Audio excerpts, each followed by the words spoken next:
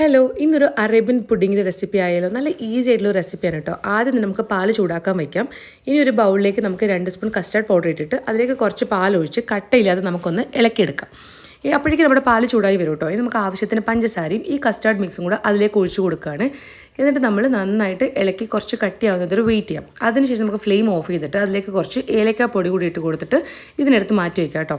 അപ്പോഴേക്കും നമ്മുടെ pudding tray ready ആയിട്ടുണ്ട്. നമ്മുടെ ബേസ് ആയിട്ടുണ്ടല്ലോ, സൈഡൊക്കെ കട്ട് ചെയ്ത് മാറ്റി വെച്ചിരിക്കുന്ന നമ്മുടെ ബ്രെഡ് വെച്ച് കൊടുക്കുക. അതിൻ്റെ മുകളിലൂടെ കസ്റ്റാർഡ് മിക്സും പിന്നെ കണ്ടൻസ്ഡ് മിൽക്കും വേണം. അതിൻ്റെ മുകളിലൂടെ നമ്മുടെ കയ്യിലുള്ള ഡ്രൈ ഫ്രൂട്ട്സ് ഒക്കെ നമുക്ക് ഇട്ട് കൊടുക്കാം കേട്ടോ.